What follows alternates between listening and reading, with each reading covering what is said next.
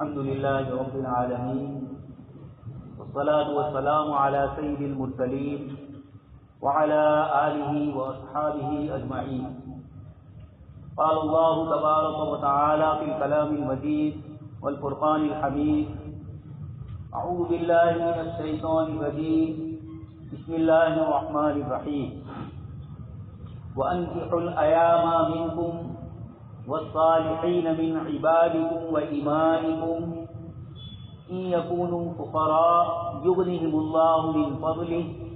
والله واسع عليم. وقال تعالى: ومن آياته أن خلق لكم من أنفسكم أزواجا لتسكنوا إليها وجعل بينكم مودة ورحمة. وقال النبي صلى الله عليه وسلم: يا معشر الشباب من استطاع منكم الباءة فليتزوج فإنه أغض للبصر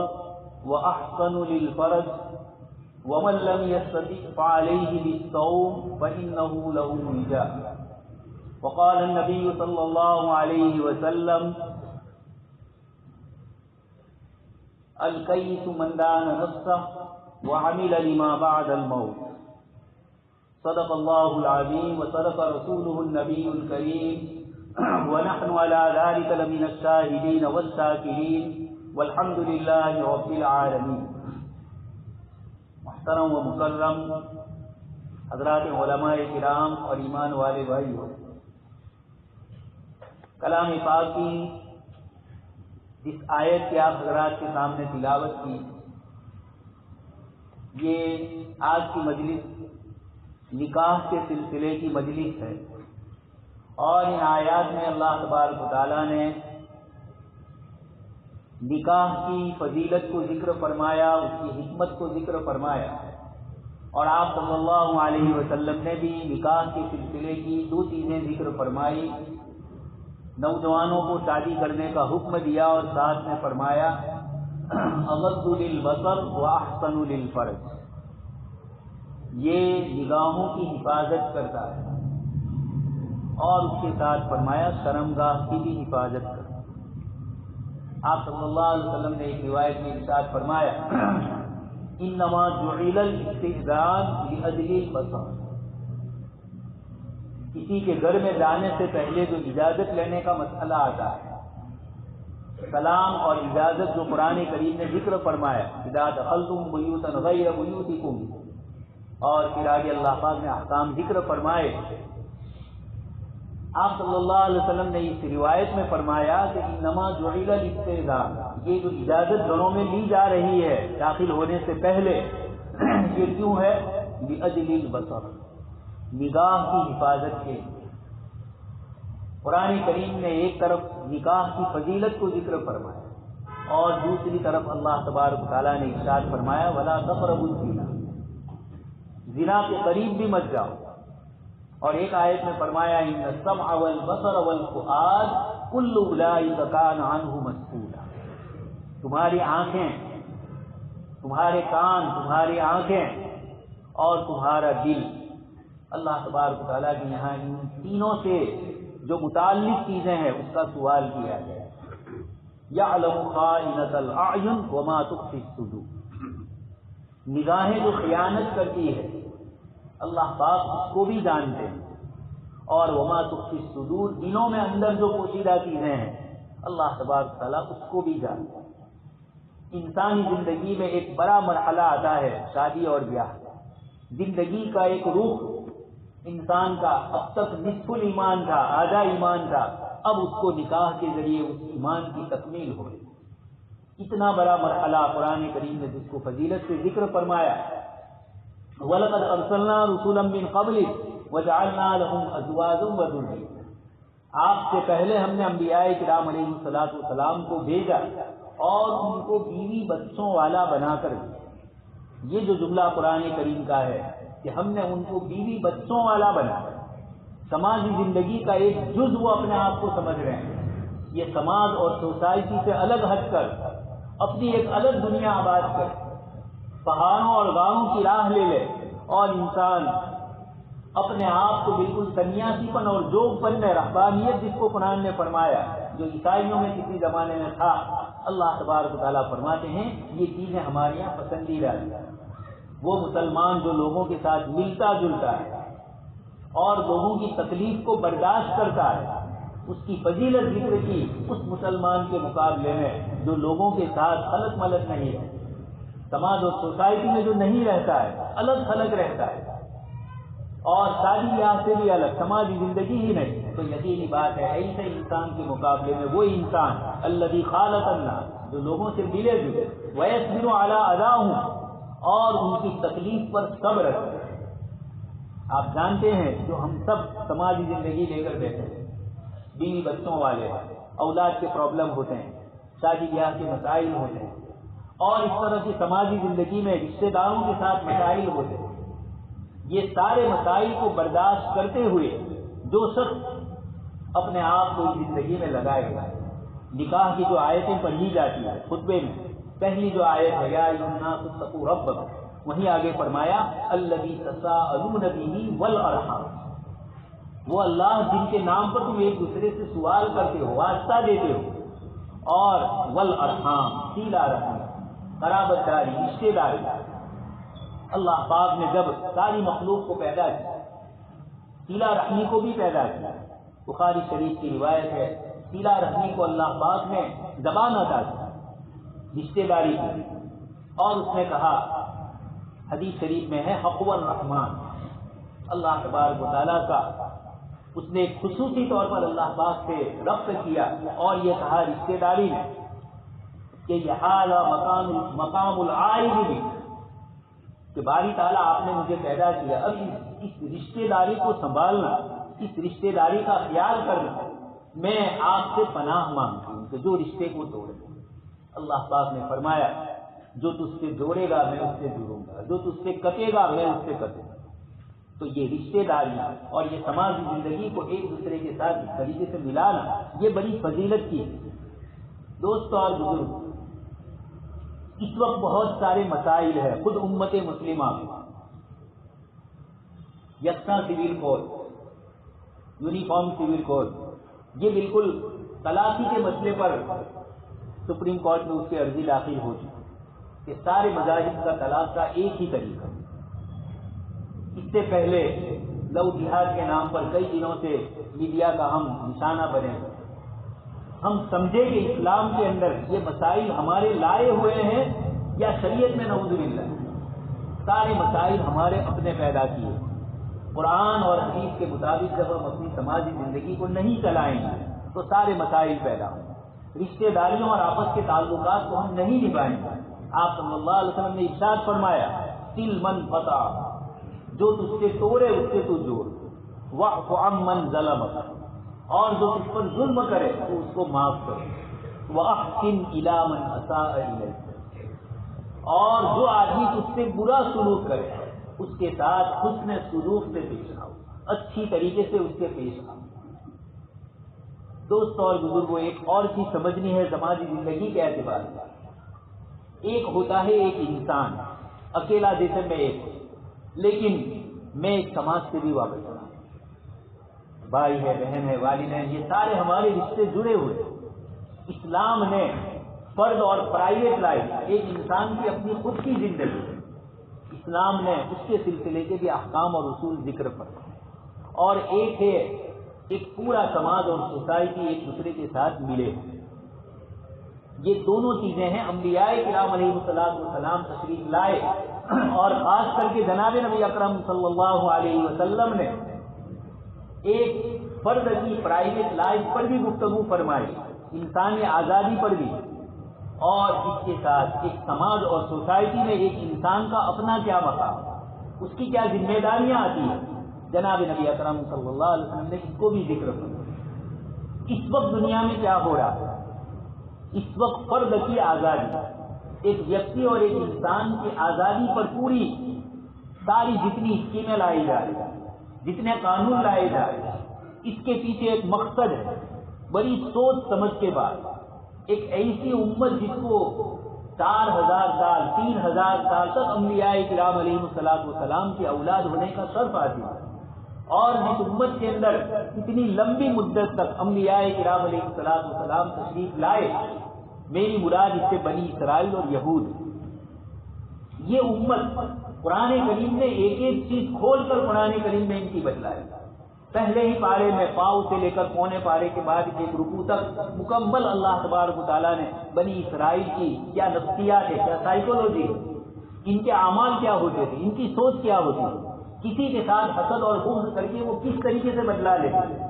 حسد من عند انفسهم من بعد ما تبين لهم الحق. حق واضح ہو گیا ہے. آپ صلی اللہ علیہ وسلم اللہ کے آخری نبی ہے، ان کی ساری آسمانی کتابیں اس کی شہادت دے رہی ہیں. قرآن فرما رہا تھا یعرفونہ کما یعرفون ابناءہم. یہ آپ صلی اللہ علیہ وسلم کو ایسے پہچانتے ہیں جیسے اپنی اولاد کو پہچانتے. حضرت عمر بن خطاب رضی اللہ تعالیٰ عنہ نے اس آیت کی تفسیر میں یہود کے ایک بہت بڑے عالم جو بعد میں اسلام لے آئے، حضرت عبداللہ بن سلام رضی اللہ تعالیٰ، ان سے پوچھا حضرت عمر رضی اللہ تعالیٰ عنہ کہ یہ آیت قرآن کریم کی اس کے متعلق تمہارا کیا کہتے ہیں؟ حضرت عبداللہ بن سلام رضی اللہ تعالیٰ عنہ خود یہود کے بہت بڑے عالم ہیں، ان کے والد بھی یہودیوں کے بہت بڑے عالم ہیں. انہوں نے فرمایا کہ قرآن نے جو فرمایا کہ ہم لوگ آپ صلی اللہ علیہ وسلم کو ایسے پہچانتے ہیں جیسے اپنی اولاد کو پہچانتے ہیں، اس سے بھی زیادہ ہم آپ صلی اللہ علیہ وسلم کو پہچانتے ہیں. اولاد پر تو کوئی بھی ذرا برابر شک یا کوئی چیز ہو سکتی ہے، لیکن اللہ کے رسول صلی اللہ علیہ وسلم کے یہ آخری نبی ہونے پر ہمیں کوئی شک اور شبہ نہیں. اتنی زیادہ قرآن کریم نے ان کو وضاحت کی، پھر بھی آپ صلی اللہ علیہ وسلم پر اوپر سے پتھر لٹکایا گیا، کھانے میں زہر دیا گیا، آپ کے صحابہ شہید ہوئے. یہ ساری چیزیں ان کی طرف سے ہوئی، جادو آپ صلی اللہ علیہ وسلم پر کیا گیا. یہ وہ قوم ہے جو دنیا کے انسانوں کو ورگلانے میں کون سی چیزیں کارآمد ہوتی ہے اس کے پیچھے رات دن لگی ہوئی. اس لیے کہ جب اللہ کی رحمت سے دھتکار دیے گئے تو اب سارے شیطانی کام ان سے ہو گئے. یہ یہود دنیا میں برسوں سے جو کوشش کر رہے ہیں، 300-400 سال سے، عیسائیت تو ایک رہبانیت والی سنیاسی پن والی امت تھی، عیسائی لوگ ان کو وہاں سے نکال کر مادیت اور بھوتیکواد میں لے آئے اور دنیا کے نظام کو انفرادی اور پرائیویٹ لائف والا کرنے کے لیے انسانوں کو اتنی آزادی دی کہ انسان کی سوتنترتا سوچھندتا میں بدل گئی. جو آزادی تھی اس سے آگے بڑھ کر اس نے بغاوتیں، یہ لو جہاد کے نام پر اور یہ جو کچھ اس طرح کی چیزیں ہو رہی ہیں، یہ سارے کے پیچھے ان کا مقصد جو ہے وہ اسلام کا نکاح کا وہ بندھن ہے جو پاک دامنی شرم اور حیا پوری انسانیت پر اس کی چادر بچھائی اللہ پاک نے. اس شرم و حیا کو ختم کر کے زنا کو عام کرنے کے لیے یہ ساری آزادیوں کے نام پر یہ باتیں ہوئی. یہ ایک ایسی قوم ہے جو برسوں کے تجربے سے یہ جانتی ہے کہ قوموں کا عروج اور زوال، اتار اور چڑھاؤ کیسا ہوتا ہے، قوموں کی پرگتی اور ان کی ذلتی کیسے ہوتی ہے، یہ سب یہ جانتے ہیں. اسلام نے فرد کی آزادی کا بھی لحاظ رکھا. آپ صلی اللہ علیہ وسلم کی روایتیں ہیں اس وقت دیا جب دنیا میں کوئی ایک انسان کی پرائیویٹ لائف کی آزادی دینے کے حق میں کوئی نہیں. سب لوگ روزی چستتا میں تھے، سب لوگ اپنے اعتبار سے، نوجوان شادی کرنے والا لڑکا دن بھر اپنی بیوی سے کبھی بات نہیں کر سکتا. آج سے 40-50 سال پہلے ہمارے سماج میں بھی اسلام سے الگ ہٹ کر ہم لوگوں نے جو مرد اور عورت کی وہ پرائیویٹ لائف اور وہ آزادی تھی اس پر بھی بریک لگائی. اسلام سے پہلے بھی ایسی بریک لگی ہوئی، بلکہ یہ جو عیسائیت اس وقت عورت کی آزادی کی دنیا میں بات کر رہے ہیں، یہ کرسچن لوگ یہ غاروں اور گفاؤں میں ایک اللہ کی عبادت کے لیے اور عیسائی مذہب کی ان کی جو بگڑی ہوئی شکلیں ہیں اس کے لیے غاروں اور گفاؤں میں چلے جاتے تھے، شادی بیاہ نہیں کرتے. عورتوں کو تو چہرہ دیکھنا انہوں نے گناہ سمجھ لیا. حضرت مولانا سید ابو الحسن علی ندوی رحمۃ اللہ علیہ اپنی کتاب میں لکھ رہے ہیں کہ عیسائیوں کے اندر سب سے بڑا عبادت گزار وہ سمجھا جاتا تھا جو پہاڑوں اور غاروں کے گفاؤں میں چلا جائے اور دنیا کی کسی چیز سے کوئی تعلق نہ رکھے، حتیٰ کہ اپنے ماں باپ کے ساتھ، اپنے رشتہ داروں کے ساتھ سب سے بڑا رشتہ عظمت والا ماں باپ کا ہے، لیکن اس سے بھی دور. حضرت مولانا نے لکھا کہ جب ماں بوڑھی ہو جاتی ہے، اپنے اس بچے کی آخری ملاقات کے لیے اس کو پتا چلتا ہے کہ فلانی غار اور گفا میں تو میں اس سے ملاقات کروں اور ملاقات کر کے آخری زیارت کر کے دنیا سے رہوں۔ ماں کی ممتا اس طریقے سے بے چین ہے، بیٹے کو اندر پتا چلتا ہے کہ میری ماں آ رہی ہے تو وہ غار میں اور اندر چلا جاتا ہے کہ دنیا دیکھ لوں گا اور میری ساری عبادت ختم ہو جائے۔ ایسی امتیں اور ایسی قوموں کے درمیان میں بھی اسلام نے ایک فرض کی اور ایک انسان کی آزادی کا تصور کروایا۔ ایک صحابیہ رضی اللہ تعالیٰ عنہ آپ صلی اللہ علیہ وسلم کے پاس آتی ہے اور یہ کہتی ہے کہ اللہ کے رسول صلی اللہ علیہ وسلم، میرے باپ نے میری شادی فلانی جگہ پر کروائی، میں اس رشتے سے خوش نہیں۔ آپ صلی اللہ علیہ وسلم نے اس کے والد کو بلایا اور اس کو کہا، اس لڑکی کو بھی، کہ تم اگر نہیں چاہتی ہو تو ہم تمہارا یہ نکاح رد کر دیں۔ اس لڑکی نے کہا، نہیں، ماں باپ کی کرائی ہوئی شادی کو میں رد کرنا نہیں چاہتی، لیکن میں عورتوں کو یہ بتلانے چاہتی ہوں کہ اسلام نے تمہیں کیا حق دیا۔ مشکوٰۃ شریف میں روایت ہے، اور اس روایت اور اس طرح کی کئی روایتیں ہیں جس میں آپ صلی اللہ علیہ وسلم نے ایک آدمی کی آزادی کا خیال ہے، لیکن بچے ہیں، عقل کے کچے ہوتے ہیں، وہ جذباتی ہوتے ہیں، خاص کر کے لڑکیاں بہت زیادہ جذباتی ہوتی ہیں، اس بنیاد پر وہ کوئی غلط قدم نہ اٹھا لے۔ تو آپ صلی اللہ علیہ وسلم نے ایک روایت میں یہ بھی فرمایا کہ جون سا بھی نکاح بغیر ولی کے ہوگا اس پر نکاح ہوگا باطل۔ آپ صلی اللہ علیہ وسلم نے اس کو رد کیا، رد فرمایا۔ اس پر پھر محدثین نے تفصیلی گفتگو کی۔ مجھے یہ بتلانا ہے کہ ایک طرف فرد کی آزادی، ایک انسان کی آزادی کا بھی اسلام نے خیال کیا، لڑکی کا بھی کیا، لڑکے کا بھی کیا۔ مسٹر اینی بیسنٹ انگریزی دور حکومت میں ہندوستان میں تھی، اور وہ بھی انگریز تھے، لیکن ہندوستان کی آزادی کے لیے وہ بھی انگریزوں کے خلاف لڑ رہی ہے۔ ان کی ایک کتاب ہے جس میں انہوں نے اسلام کی عورتوں کے ساتھ کیا مسائل ہے اس کو تفصیل سے ذکر کیا۔ اس میں وہ یہ لکھتی ہے کہ برطانیہ، انگلینڈ گزشتہ 150-200 سال سے، انہوں نے 150 کہے لیکن اس کو 50 سال سے اوپر گزر گئے، اس لیے میں 200 کہہ رہا ہوں، کہ انگلینڈ میں 200 سال پہلے لڑکی کو یا عورت کو میراث میں سے، وراثت میں سے کوئی چیز دینا اس کا تصور نہیں۔ 1400 سال پہلے جو عربوں میں تھا، آج سے 150 سال پہلے تک دنیا کی سب سے بڑی حکومت جس کا سورج غروب نہیں ہوتا تھا، جس کو اپنے کلچر اور اپنی تہذیب اور سنسکرتی کے اوپر فخر تھا اور آج بھی فخر ہے، ان کا یہ حال تھا کہ 150 سال تک، 150 سال پہلے تک عورتوں کو وراثت میں حصہ دینے کا تصور نہیں کیا۔ اسلام نے 1400 سال پہلے اعلان فرمایا، یوصیکم اللہ فی اولادکم للذکر مثل حظ الانثیین۔ واقعہ کیا پیش آیا؟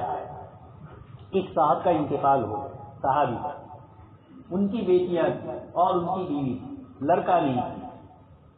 ان کے بھائی نے پوری ملکت کے اوپر قبضہ کیا۔ یہ صحابیہ آپ صلی اللہ علیہ وسلم کی خدمت میں گئی اور کہا کہ اللہ کے رسول صلی اللہ علیہ وسلم، میرے شوہر کا انتقال ہو چکا ہے اور میری بچیاں ہیں اور میرے شوہر کا بھائی پوری ملکت پر قبضہ کرنا چاہتا ہے۔ اللہ پاک نے آیت نازل فرمائی، یوصیکم اللہ فی اولادکم، کہ اللہ پاک تمہیں تمہاری اولاد کے سلسلے میں وصیت فرما دے۔ وصیت کا لفظ ہمارے لیے تو سمجھ میں آتا ہے کہ مرنے سے پہلے جو اہم بل نامہ ہوتا ہے اس کو وصیت ہے، لیکن جب اس کی نسبت اللہ پاک کی طرف ہوتی ہے، وہ تو حی قیوم ہے، ہمیشہ سے ہے، ہمیشہ رہنا۔ اللہ پاک کے لیے جب وصیت کا لفظ آتا ہے تو تاکیدی حکم ہوتا ہے۔ یہ اللہ تبارک و تعالیٰ نے فرمایا اور فوراً اس کے بعد فرمایا، للذکر مثل حظ الانثیین، مردوں کے لیے عورتوں سے ڈبل۔ اللہ پاک یہ بھی فرما سکتے تھے کہ عورتوں کے لیے مرد سے آدھا، قرآن میں یہ آیت بھی آ سکتی تھی، لیکن یہ نہیں فرمایا۔ اللہ پاک نے فرمایا مردوں کے لیے عورت سے ڈبل، یعنی عورت کا حصہ تو اللہ پاک کے یہاں متعین ہے، وہ معیار اور وہ ماپدند ہے، اور اس کی روشنی میں مرد کا حصہ سمجھنا۔ اس لیے جب بھی مفتیوں کے پاس مسئلہ آتا ہے وراثت کا، فوراً پوچھتے ہیں کتنی لڑکیاں ہیں، کتنے لڑکے۔ لڑکی سے ہی حصے متعین ہو، اس لیے کہ لڑکی کو بھائی سے آدھا ملتا ہے، تو چند بھائی ہے تو بہنیں کتنی، بھائی کتنے، اس کے بعد والدہ کا حصہ ہوتا ہے۔ یہ اس طریقے کے جتنے بھی وراثت، مجھے آپ کو یہ بتلانا ہے کہ ایک فرد کی آزادی کا جو تصور تھا ایک انسان کی، اللہ تبارک تعالیٰ نے ان سب کا لحاظ فرمایا اور آپ صلی اللہ علیہ وسلم نے عملی طور پر، پریکٹیکل طور پر اس کو بتایا اسلام نے فرد کا بھی خیال رکھا، لیکن ایک زمانہ انسانیت پر ایسا گزرا کہ انسان کی کوئی حیثیت نہیں سمجھی گئی، سماج اور سوسائٹی کے بندھن میں وہ ایسا جکڑا ہوا تھا کہ سماج غلط کہے تو غلط اور صحیح کہے تو بھی وہ صحیح، اس طریقے کا معاملہ ہوتا۔ اسلام نے آ کر ان دونوں کے بیچ میں اعتدال اور ایسا معیار بتلایا۔ اللہ تبارک و تعالیٰ نے فرمایا وَكَذَلِكَ جَعَلْنَاكُمْ أُمَّةً وَسَطًا، ہم نے تمہیں درمیانی امت بنایا جس کے ہر عمل کے اندر درمیانی ہے۔ اب اس وقت جب فرد کی آزادی کو بہت نقصان پہنچایا گیا، سماج اور سوسائٹیوں میں لوگ اس طرح رہے، اب اس کے بعد گزشتہ 300 سال سے یہ جو ایک سلسلہ شروع ہوا آہستہ آہستہ، اور اس وقت اتنی آزادی، ایک نوجوان لڑکی اپنے ماں باپ کو یہ کہہ دیتی ہے میرا فیوچر کیا ہو، میری زندگی کیا ہو، اس کی میں مالک، اب تک آپ تھے اب میں مالک، مجھے کیا کرنا ہے، مجھے کہاں جانا ہے، یہ میں فیصلہ کروں۔ یہ بھی جو اس طریقے سے اسلام نے کہا ہے لیکن صحیح جگہ پر ہے، کفو اس کے برابر کا وہ لڑکا ہے، تب تو اسلامی شریعت نے اجازت دی ہے، لیکن اگر وہ ماں باپ کو اس طرح کر کے کوئی غلط فیصلہ کرنا چاہے، دوستوں اور بزرگوں، اس وقت جو سب سے بڑا مسئلہ ہے، ہماری مسلمان لڑکیاں غیروں کے ساتھ جا رہی، روزانہ کے مسائل ہمارے سامنے آ رہے ہیں، اور الٹا ہمیں بدنام کیا جا رہا ہے لو جہاد سے، جبکہ لو جہاد، لو اور جہاد دونوں میں تضاد ہے، ویرودھا بھاس، دونوں ایک دوسرے کے ساتھ ہوئی نہیں۔ اسلام نے تو کس مذہب کے ساتھ شادی کرنا ہے، کس مذہب کے لڑکے کے ساتھ شادی کرنا نہیں ہے، کس مذہب کی لڑکی سے شادی نہیں کرنا ہے، یہ آیات وَلَا تَنكِحُوا الْمُشْرِكَاتِ حَتَّىٰ يُؤْمِنَ، کل سے جو بڑودہ کا مسئلہ آ چکا ہے اور میڈیا کا ایک سبجیکٹ بن چکا ہے، قرآن کریم نے 1400 سال پہلے فرمایا وَلَا تَنكِحُوا الْمُشْرِكَاتِ حَتَّىٰ يُؤْمِنَ، مسلمان لڑکی کے لیے تو کسی کے ساتھ شادی، مسلمان لڑکے کے لیے یہودیہ اور نصرانیہ سے شادی کرنا جائز ہے قرآن کریم کی آیت ہے، لیکن وہ یہودی اور نصرانی، حضرت عمر رضی اللہ تعالیٰ عنہ کے زمانے میں ہی مسئلہ پیش آیا کہ کچھ صحابہ کرام نے شام میں عیسائی لڑکیوں سے شادی، حضرت عمر رضی اللہ تعالیٰ عنہ نے پابندی لگائی، فرمایا کہ قرآن نے اجازت دی ہے، لیکن مسلمان لڑکیوں کا کیا ہوگا، تمہاری آنے والی نسل کا کیا ہوگا، وہ عورت اگر اس مذہب کے اوپر باقی ہے اور اس کی بنیاد پر آنے والی اولاد کی پرورش کیسے؟ یہ بڑے اہم مسائل اس وقت سے امت گزر رہی ہے۔ ہم کورٹ اور کچہریوں میں جائیں گے تو مسائل اور ہمارے سلجھیں گے نہیں اور الجھیں گے۔ ہمیں قرآن کریم نے قرآن جو آداب اور اصول بتلائے، الا یعلم من خلق وہو اللطیف الخبیر، ایسی ذات جو بڑی باریک بھی ہے، صرف ہمارے جسم کے نظام کو ہم دیکھ لیں ہم نہیں سمجھ پاتے۔ آج تک دنیا میں کوئی ایسا ڈاکٹر نہیں ہوا جو یہ کہے کہ میں سر سے لے کر پیر تک کے تمام اعضاء کا اسپیشلسٹ ہوں، بلکہ جو کسی ایک ایک عضو کے اسپیشلسٹ ہوتے ہیں ان میں بھی کیا گل کھلاتے ہیں وہ آپ جانتے ہیں۔ تو یہ انسان کی کمزوری ہے کہ اپنی ذات کو ہی وہ نہیں سمجھتا۔ اللہ پاک نے اس بدن میں کیسے اسٹیم سیل رکھے ہوئے، کس طریقے سے ایک ایک عضو کی اللہ پاک حفاظت فرماتے ہیں، ہم نہیں کر سکتے، اللہ پاک ہی ہماری حفاظت کر رہا ہے۔ کورونا کی بنیاد پر دیکھ لیا دنیا کہ کس طریقے سے انسان عاجز ہے، دنیا بھر کی سپر پاور طاقتیں انا ربکم الاعلی کے دعوے کرنے والے بش اور امریکہ، اسرائیل کہاں سو گئے؟ اللہ پاک فرماتے ہیں میں ایسی مخلوق کو بھیجوں گا، اب رہا لشکر لے کر آیا حاجیوں کا، عرب مقابلہ نہیں کر سکتے تھے، اللہ پاک نے فرمایا طیرا ابابیل ترمیم بحجارۃ من سجیل فجعلہم کعصف مأکول، چورے چورا کر ایک چھوٹی سی پرندے کی چونچ میں ایک کنکری ہوتی تھی، اب وہ کیسی ہے اللہ ہی جانتا، لیکن سر سے جاتی تھی نیچے اتر جاتی۔ اس طریقے سے انسان کو اللہ پاک نے ایک چھوٹے سے پرندوں کے ذریعے، ٹڈی دل کے ذریعے پریشان ہے کہ لوگ ٹڈیاں آ جاتی ہیں، چھوٹی سی چیونٹی اور چھوٹا سا مچھر رات دن ہم آنکھوں سے دیکھ رہے ہیں، اس انسان کی کیا ہے؟ یہ انسان خدائیت کا دعویٰ کرے، اپنے لیے اپنے قانون کے دعوے کرے اور یہ سمجھے کہ ہم تبدلی زندگی میں، ہم انسانی سماج اور سوسائٹی کی زندگی میں کامیاب ہو گئے۔ یہی سب سے بڑی یوروپ کی ناکامی ہے کہ وہاں کا یہ سماجی بندھن ٹوٹ چکا ہے۔ رات دن آپ پڑھتے ہیں، اور اسی کے اثرات اب ہمارے ان ملکوں میں آ رہے ہیں کہ جس کی بنیاد کے اوپر سماجی بندھنوں میں کمزوریاں آ گئی، معمولی چیزوں پر۔ پہلے تو اولاد سوچتی تھی، اب تو ماں باپ چھوٹی چھوٹی چیزیں سوچتے، دنیا اور مادیت کی چیزیں سوچتے ہیں۔ رات دن مسائل لوگوں کے جو آتے ہیں استفتاء اور قضا کے جو مسائل آتے ہیں، اس سے اندازہ ہوتا ہے کہ جب تک اس امت میں بڑے اپنی طرف سے محنت نہیں کریں گے، ان چھوٹے بچوں کو قصوروار ٹھہرانا ضروری نہیں ہوگا، سب سے پہلے ہم بڑے قصوروار۔ رات دن کے مسائل سے یہ اندازہ ہوتا ہے۔ دوست اور بزرگوں، قرآن کریم نے فرمایا فَلَوْلَا كَانَ مِنَ الْقُرُونِ مِنْ قَبْلِكُمْ أُولُو بَقِيَّةٍ يَنْهَوْنَ عَنِ الْفَسَادِ فِي الْأَرْضِ إِلَّا قَلِيلًا مِّمَّنْ أَنجَيْنَا۔ جو سماج اور جو سوسائٹی اپنے مذہبی اور اپنے شریعت کے اصول اور ضابطوں پر رہتی ہے، وہ سماج اور وہ سوسائٹی زندہ رہتی ہے، اس کو زندہ رہنے کا حق ہوتا ہے۔ اور جو غیروں کے طریقے پر چلتے ہیں، دوسروں کی سوچ کے مطابق، حکومت نے یہ قانون بنا دیا کہ ایک لڑکی کو طلاق ہو جائے تو جب تک وہ دوسری شادی نہیں کرے گی، وہاں تک اس کے لیے شوہر کے ذمے ایک متعین رقم متعین کر دی جاتی ہے کورٹ سے، یا یکمشت دینے کی بات ہوتی ہے، پوری رقم ایک ساتھ۔ اب اسلام میں تو ہے نہیں، اسلام میں تو 3 طلاق کے بعد عدت گزارے گی، اور عدت گزارنے کے بعد اس کی شادی کا انتظام۔ آپ ذرا صحابہ کرام کے واقعات پڑھتے ہیں تو اللہ کے نبی صلی اللہ علیہ وسلم کے زمانے میں صحابہ کرام شہید ہو رہے ہیں میدان جہاد میں، لیکن اس سماج میں عورتوں اور مردوں کا کوئی مسئلہ نہیں ہے۔ کوئی بھی آدمی کسی بھی عمر کی عورت سے شادی کر لیتا، شادی مقصود نہیں ہوتی کہ سماج اور بندھن کو مضبوط کرنا مقصود ہے۔ یہ صحابہ کرام کی پوری تاریخی یہ پہلو ہمارے سامنے نہیں آتے، ہم صرف ان کے اللہ کی راہ میں قربانی کے مسئلے دیکھتے ہیں، لیکن جب یہ شہید ہوتے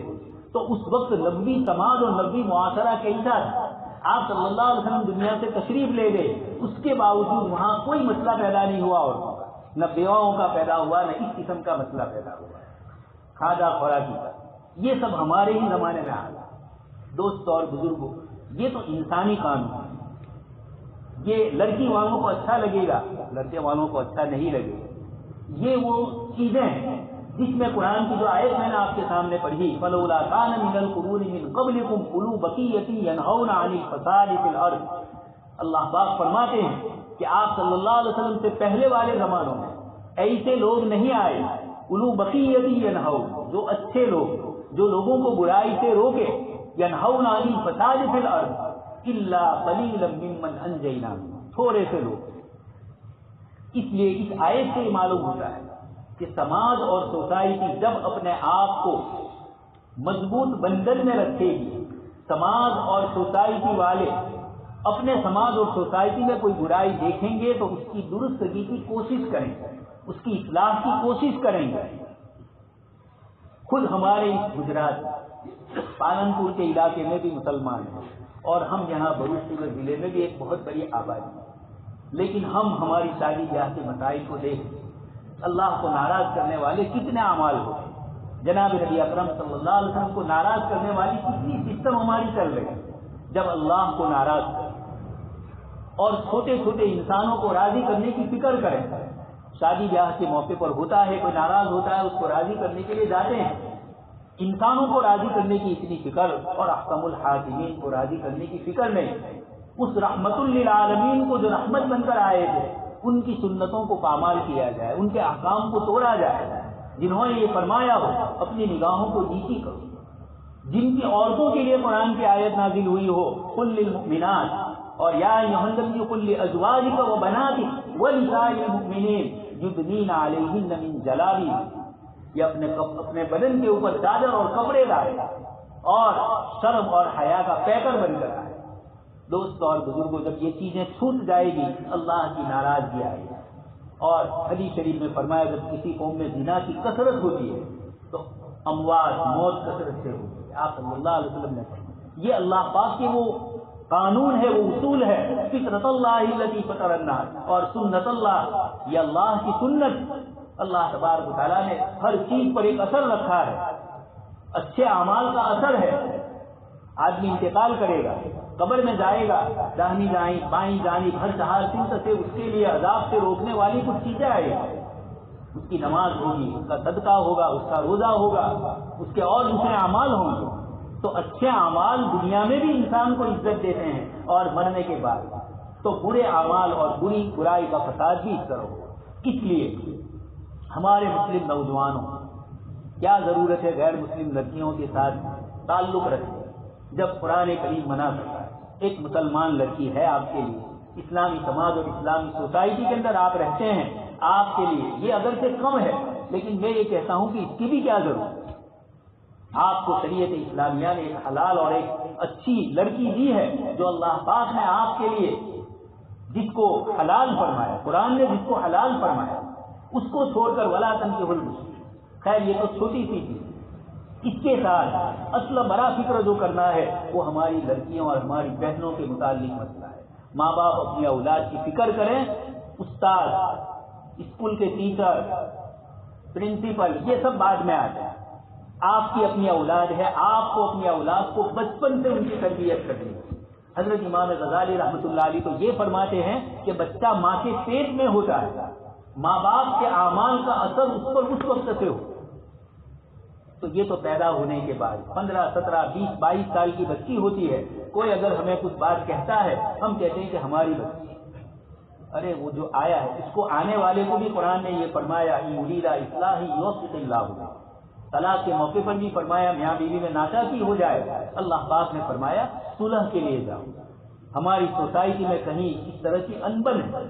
تو کچھ لوگ ایسے اچھے ہوں جو وہاں جائے اور جا کر اس کی درستگی کی کوشش، جب طلاق ہوتی ہے رحمان کا عرش ہل جاتا ہے، تو سماج اور سوسائٹی میں ایسے لوگ ہوں، ایسی عورتیں ہوں جو اس قسم کی چیزوں کو کم کرے، تعلقات میں جو کچھ بگاڑا آیا ہے آپس میں اس کو درست کرنے کی کوشش کرے اور اللہ کو راضی کرنے کی کوشش کرے، ورنہ دنیا کی مادیت سے تو قبر سے نیچے جائیں گے، پیٹ نہیں بھرے گا، کسی کا پیٹ نہیں بھرے گا، قانون بھی سارا خزانہ لے کر زمین میں رہے گا۔ تو یہ چیز کچھ ہمارے پاس اصول ہونے چاہیے، اپنے سماج اور اپنے سوسائٹی کی حفاظت کی دل میں ایک فکر ہونی چاہیے، اس لیے کہ یہ جو بلا آتی ہے، آپ صلی اللہ علیہ وسلم کی روایت آپ کثرت سے سن چکے ہیں، آپ نے مثال دے کر سمجھایا، کشتی کے دو مال ہیں، نیچے اور اوپر، اور پانی کا انتظام اوپر ہے، اوپر والوں کے پاس نیچے والے پانی لینے جاتے ہیں تو ان کو تکلیف ہوتی ہے کہ بار بار تم نیچے سے اوپر آتے ہو، پانی ہمارے لیے پریشان کر دیتے۔ نیچے والوں نے کہا کوئی حرج نہیں، سمندر ہی تو سفر کر رہے ہیں، نیچے سے کشتی میں کوئی سوراخ کر دیں گے اور اندر سے پانی آئے گا۔ اب اگر یہ اوپر والے یہ کہے کہ ٹھیک ہے پانی آئے گا تمہارے پاس آئے گا، تو دوستو بیوقوفی ہے، یعنی یہ پانی نیچے بھی آئے گا اوپر کی منزل میں بھی جائے گا۔ بس یہی حال ان برائیوں کا آپ صلی اللہ علیہ وسلم نے مثال دے کر سمجھایا۔ ایسے پیارے نبی ان کو ملے ہیں کہ ان کے پاس ایسی مثالیں اور ایسی زندگی گزارنے کے طریقے ہیں دنیا کی کسی قوم کے پاس نہیں۔ ایسے طریقے دے کر آپ صلی اللہ علیہ وسلم ہمیں گئے ہیں، اس لیے فکر کرنا ہے ماں باپ کو، اور سماج اور سوسائٹی میں جو بڑے حضرات، گالیاں سننی پڑے گی صلح والے کو، جو صلح کے لیے جاتا ہے اس کو تکلیف ہے برداشت، دونوں پارٹی یہ کہے گی تم ان کے ہیں تم ان کو، لیکن جب اخلاص سے ہوگا، قرآن نے فرمایا ان یرید اصلاح یوفق اللہ بینہما، لڑکے لڑکی کا توڑ بگاڑ، اگر یہ اصلاح کرنے والے صلح کرنے والے جائیں گے، اللہ پاک فرماتے ہیں اللہ پاک لڑکے اور لڑکی کے دل میں موافقت پیدا کریں گے، ان دونوں کے دلوں کو جوڑ دیں گے اللہ۔ اس لیے یہ وہ چیزیں ہیں جو اب آگے کثرت سے بڑھ رہی ہیں، اس لیے ہم اپنی اولاد کی فکر کریں، اپنے نوجوان لڑکوں کی شادی کا انتظام کریں۔ شریعت نے نکاح کو آسان کیا ہے تاکہ زنا پر روک لیں، اب ہم لوگ نکاح اور شادی کو بڑی مہنگی کر رہے ہیں، اس کا نتیجہ ہوگا کہ زنا کاری عام ہے۔ اللہ پاک حفاظت فرمائے اور کہیں سنی باتوں پر ہم سب کو عمل کرنے کی توفیق نصیب فرمائے۔ دوستوں اور بزرگوں، یہ بھی دین ہے، جیسے نماز روزے کو آپ دین سمجھ رہے ہیں، اسلام کا سماجی زندگی کا نظام یہ مکمل لے کر ادخلوا فی السلم کافۃ، اسلام میں پورے داخل ہو جاؤ، یہ اللہ پاک فرماتے ہیں۔ تو اللہ تبارک تعالیٰ صحیح سنی باتوں پر عمل کرنے کی توفیق نصیب فرمائے، اس ہونے والے نکاح کو اللہ تبارک تعالیٰ قبول فرمائے، دونوں خاندانوں میں مودت اور محبت کا ذریعہ بنائے۔ آمین وآخر دعوانا الحمدللہ۔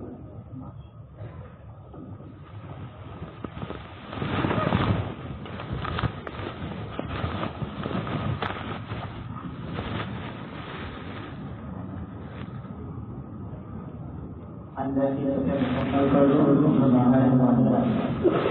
ٹیچروں زیادہ ہے